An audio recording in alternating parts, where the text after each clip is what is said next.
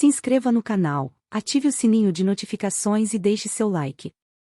Então o cliente respondia: não consigo. E ela: pois é. Ela explicou que é impossível ficar com raiva ao mesmo tempo que se faz cara de vaca. O olhar de uma vaca é relaxado e inocente, não dá para conciliar raiva com isso. E é por isso que Helena recomenda a seus clientes irritadiços e mal-humorados que façam a meditação da vaca todos os dias por 10 minutos. Reproduzo aqui essa recomendação.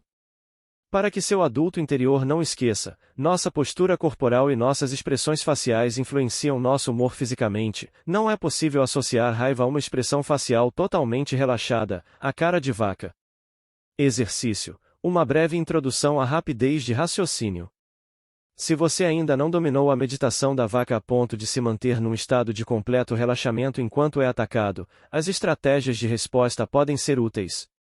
Trata-se de respostas prontas, predefinidas, que cabem em qualquer situação. Em seu livro Schlagfertigkeit, Rapidez de Raciocínio, Matthias Nolke fala dessas respostas, que chama de réplicas instantâneas. Numa analogia ao café instantâneo ou à sopa instantânea, a frase já vem pronta e é possível utilizá-la no ato. O esforço mental é zero. Se tivéssemos que pensar numa resposta, o momento já teria passado. Existem duas situações para as quais seria interessante ter uma frase instantânea na ponta da língua. Pequenas implicâncias, cuja intenção não é magoar o outro, entre amigos e colegas de trabalho. São inofensivas e também é possível abstrair com uma risada. Afrontas agressivas, sejam diretas ou indiretas, que magoam ou irritam muito mais. Com as seguintes réplicas instantâneas é possível enfrentar praticamente todas as insolências, reais ou aparentes. Você disse alguma coisa? Quando quiser a sua opinião, eu aviso. Olha quem fala. Isso é quadrado demais para minha cabeça redonda. Essa última, segundo Nolke, pertence à categoria das chamadas réplicas nonsense. São respostas que na verdade não fazem sentido, e por isso deixam o agressor sem saber o que falar, porque é obrigado a parar por um momento para refletir e só depois entende que foi vítima de uma brincadeira. Da mesma forma, é o que acontece com as chamadas réplicas nulas. Dentro do contexto da conversa, são frases que não fazem sentido algum, e por isso reduzem a afronta ao absurdo. Nolke também fala sobre o teatro do absurdo. Para isso, é importante que você fique muito sério, com a expressão facial e o tom de voz em aparente concordância com o que está sendo falado, mas depois diga algo completamente absurdo como depois de 120 dias é que se colhe o trigo ou de grão em grão a galinha enche o papo. A última é um desses ditados populares que você pode colecionar. Nesse sentido, você também pode falsificar os ditados populares existentes como por exemplo, água mole em pedra dura tanto bate até que fura. Essas frases causam confusão, e assim o ciclo de ataque e contra-ataque pode ser quebrado. No melhor dos casos ambos vão começar a rir. Uma boa técnica para desarmar o opositor é misturar um pouco de humor à situação, exagerando o que foi dito. Se acusam você de ser burro, basta responder: posso ser mais burro ainda ou além de burro, não sei cozinhar. Imagine situações com as quais você tenha dificuldade em lidar, e com toda a calma, prepare algumas réplicas prontas que você poderia ter na manga. Saber que você sempre vai ter a resposta certa ao alcance, aconteça o que acontecer, vai fazer com que se sinta mais forte e diminuir a insegurança. Para completar, uma réplica instantânea excelente é tem razão. Ela também cabe nos casos em que ocorrem insultos, porque indica que somos confiantes. Tão confiantes que nem levamos o insulto a sério. Você pode decepcionar. Pessoas que recaem na estratégia de autoproteção da eterna criança não se atrevem a assumir responsabilidade pelas próprias escolhas de vida. O medo de errar acompanha o fato de que essas pessoas têm ideias difusas, no melhor dos casos, a respeito do que querem realmente. Durante toda a vida elas se aperfeiçoaram na adequação, e por isso o desenvolvimento de habilidades autônomas, entre as quais se incluem o livre-arbítrio, foi deixado de lado. Consequentemente, não têm o costume de andar com as próprias pernas. A criança à sombra delas acha que precisa de uma mão firme, capaz de guiá-la através da vida. Seu ego adulto não tem voz ativa suficiente e precisa ser fortalecido. A criança sombra depende muito do reconhecimento dos pais e de outras pessoas.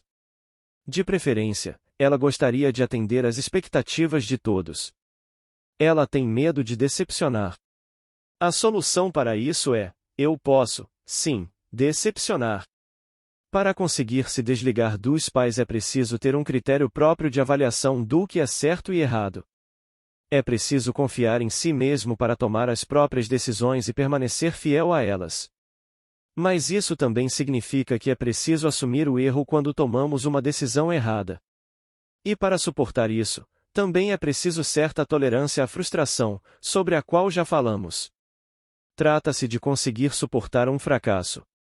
Esse é o preço da liberdade de escolha. Se delego minhas decisões a meus pais ou a meu parceiro por medo de um eventual fracasso, nunca vou ser independente.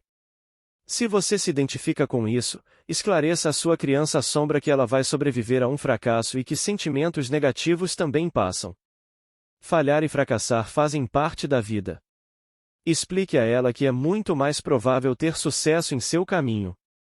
O único fracasso real seria não tentar e permanecer dependente. Ponha a criança sombra no colo e diga a ela que não faz mal errar. Erros são os melhores professores. Afinal, só nos desenvolvemos a partir de certo grau de sofrimento.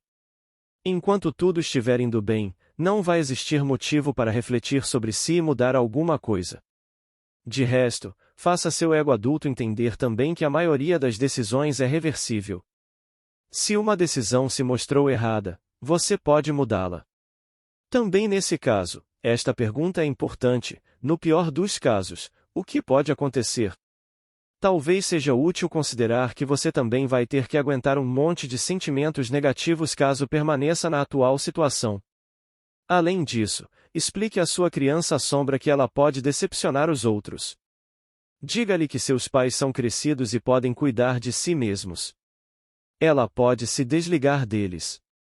Isso não significa que você não goste mais de seus pais, mas que está seguindo os próprios ideais e trilhando o próprio caminho. Pelo mesmo motivo, você tem o direito de se desatrelar do seu parceiro quando achar que é preciso. Algumas pessoas também sofrem com o fato de que os pais ou o parceiro mandam nelas o tempo inteiro, às vezes fazendo uso de métodos extorsivos. Se isso acontece com você, pare de desmentir as coisas. Não encubra mais a gravidade da situação. Talvez você viva na esperança constante de que seus pais ou seu parceiro um dia finalmente mudem. Com a ajuda de seu adulto interior, faça um levantamento consciente da situação e um prognóstico realista de quais são as chances de uma melhora. Pode ser que você também se sinta inseguro em relação à sua parcela de culpa nessa relação difícil que tem com a outra pessoa.